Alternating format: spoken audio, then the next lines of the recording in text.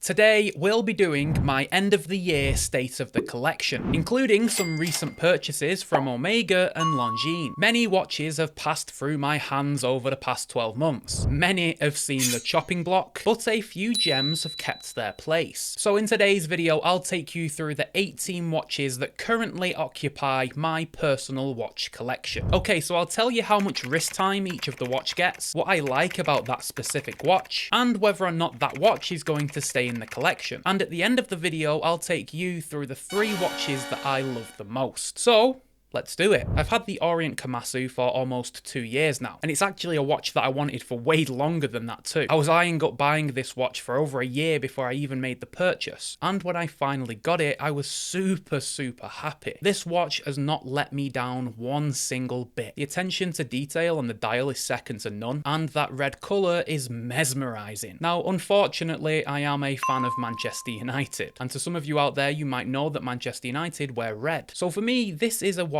that reminds me of my football team. There aren't many watches out there that have a red dial, and there definitely isn't a lot of watches out there that have a red dial that looks as good as this. So this is a bit of a special watch for me because of that link, and just because of how good the watch bloody is. And by the way, you'll find some links to buy some of the watches featured in this video down in the description, so check them out. Now, I didn't actually plan to buy this Oris. It wasn't a watch that I was actively searching for. I was just browsing eBay one day and stumbled across it. Now, I wanted to buy an Oris, don't get me wrong, but I didn't even know that this model existed. Now, what made me fall in love with this particular piece is the size. This pilot watch is only 36mm in diameter, and as an enthusiast that only has a 6.5-inch wrist, that is a big deal for me. I prefer watches that are a little bit smaller. For example, I like it when you forget that you're even wearing a watch, and that's exactly what you get with this Oris BC3. That 36mm case combined with a 10mm thickness means this watch is super comfortable. I also like that the dial is a little bit different with the Oris branding down at the 6 o'clock, and I'm always a huge fan of a vertical day-date window. This watch is a bit of a strap monster too. It looks good on pretty much anything, and even though this watch is 20 years old now, it's still running within 1 second per day, and the movement inside here wasn't regulated to be a chronometer or anything. It's just running really good. A couple of months ago, I decided that I wanted to pick up a vintage Omega. I was looking at various older dressy style models, and that's when I stumbled upon this one. I've gone through a bit of a dress watch phase over the past 12 months where I've really started to enjoy wearing them more and more, and again, that sort of links back to the fact that I enjoy wearing watches that are a little bit more comfortable. Now, the rectangular shape to this watch is reminiscent of the Cartier Tank, but it still has enough originality with those golden studs around the side of the case to where I definitely wouldn't consider this a homage in any sort of way. In fact, I think this watch is very unique for that particular design element, but it's just how classy this watch is that made me buy it. It's small, elegant, and the perfect dress watch. Now, unfortunately, I haven't quite fallen in love with this watch as I was expecting to. I thought I was going to love this watch from the second that I unpacked it, but for whatever reason, I'm just not that into it. So this is a watch that will soon be for sale over on my website that I'll leave linked in the description. Now, this next watch is pretty special to me, but not in a way that you'd expect. Just a few years ago, I started watching a YouTuber called TGV, or the Urban Gentry. Because of his enthusiasm and love for watches coming through the screen so badly, it really made me fall in love and have enthusiasm for watches too. This is the Islander Rangemaster, a watch that's designed by TGV and released as an Islander watch. This watch clearly takes inspiration from like the Tudor Ranger and Hamilton Khaki, but it combines them in a way that you've probably never seen before. One of the coolest features of this watch is actually the movement. They've taken an automatic movement but removed the rotor. So this is technically a manual wind watch. However, because they removed the rotor from the movement, they had to come up with a special solution. They had to put a slight dome in the crystal on the back because there's a bit that sticks out from the movement from where the automatic works was. Ingenious feature, and it makes this watch just that little bit cooler. One watch that I'm not ashamed to admit that I love is the Casio F91w. This is a watch that does get quite a lot of wrist time. For me, this is just an incredible alternative to something like a moon swatch. A watch that's lightweight, fun, bright, and energetic. However, it's only $10, so it doesn't matter if I beat it up and break it, for example. This little baby blue F91w is one of my favorites and definitely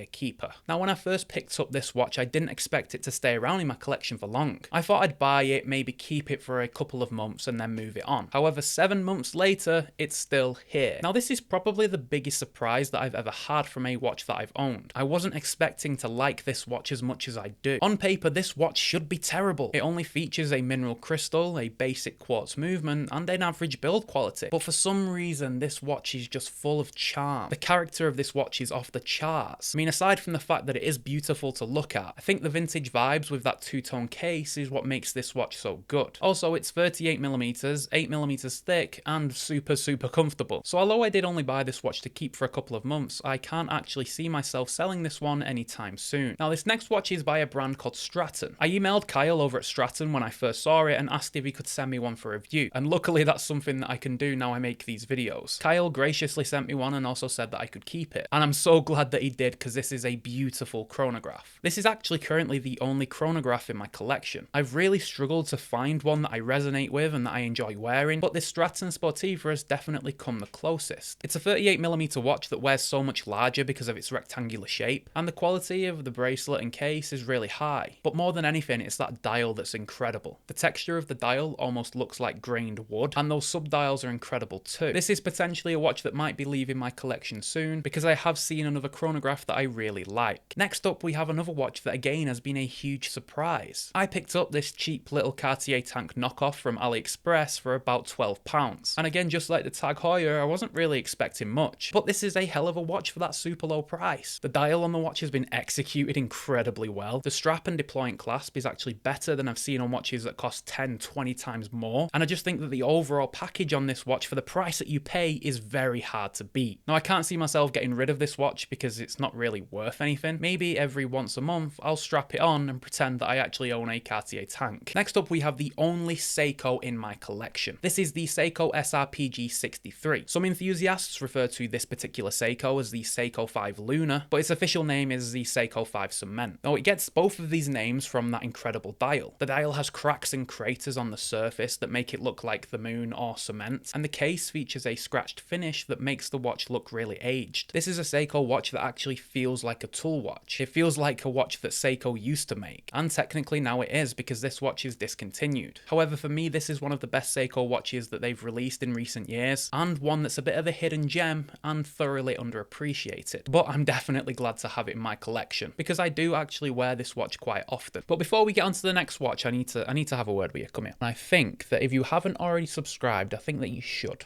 Okay, we're nearly at 20,000 and I'd like to hit 20,000 in early January. Now, if you could get me to 20,000 before the end of the year, that would be even better. And I know there's enough of you watching that haven't subscribed to get me there. So please subscribe.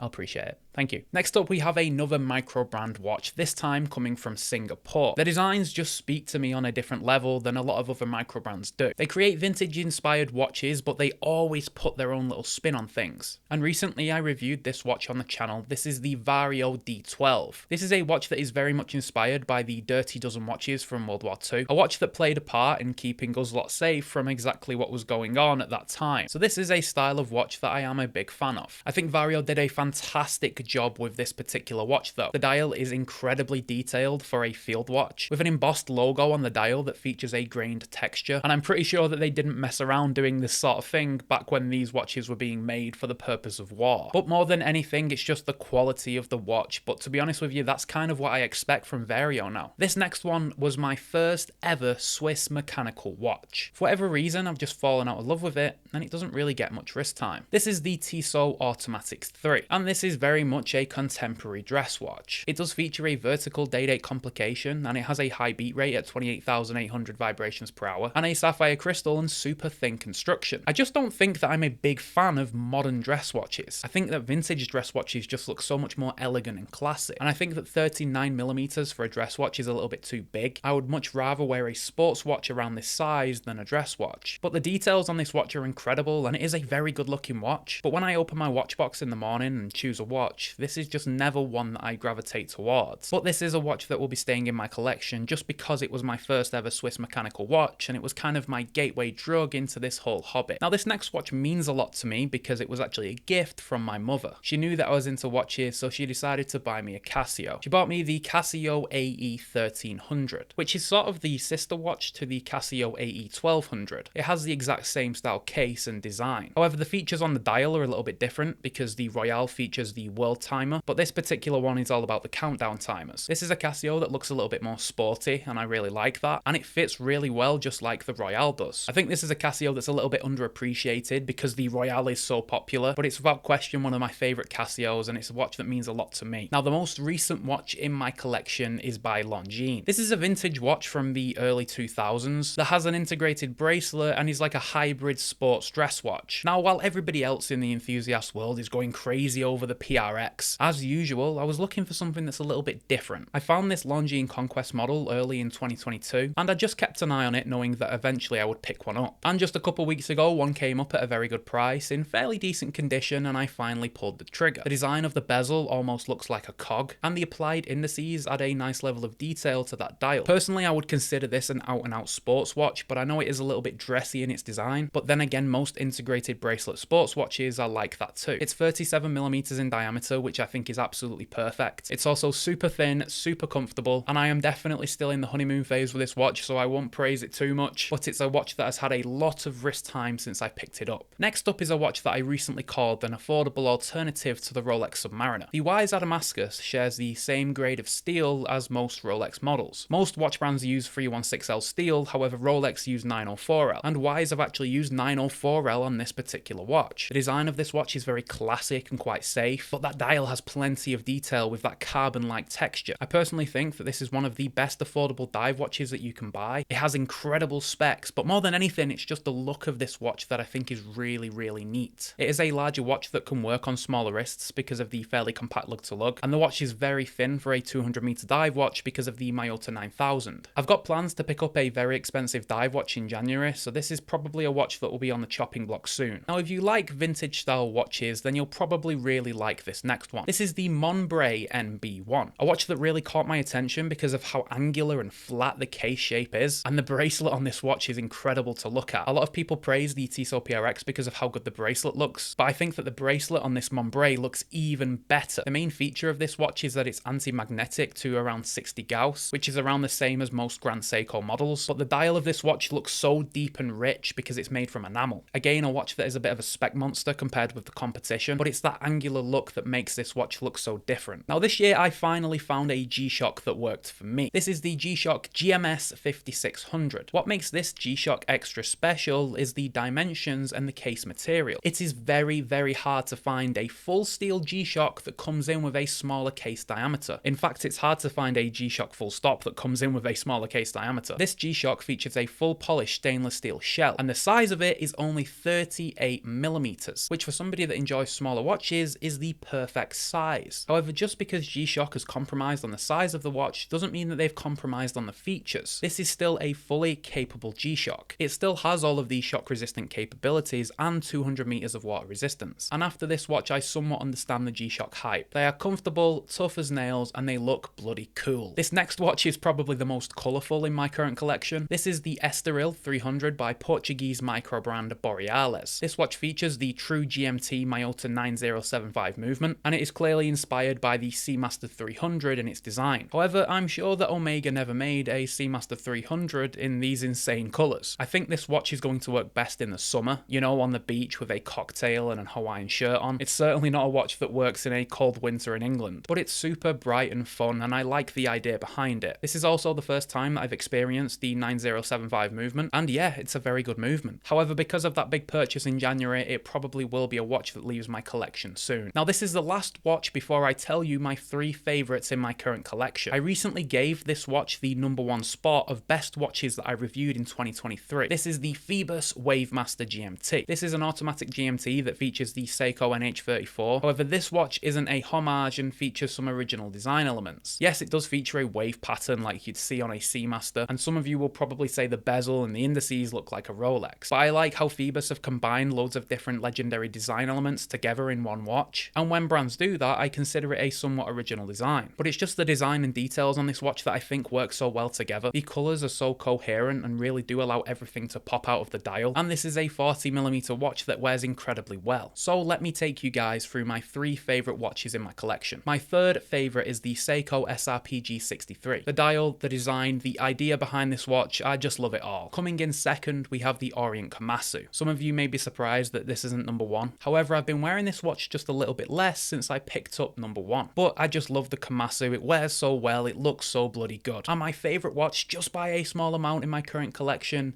is the Tag 2000. A watch that I super wasn't expecting to love as much as I do. What can I say? I just like it, I don't know why. It just always manages to find itself on my wrist. However, if you want to know what I think the best watch releases have been throughout 2023, then you should definitely go and watch my video here where I do that. 20 different watches, best ones 2023. Go watch it. I'll see you over there. Bye for now.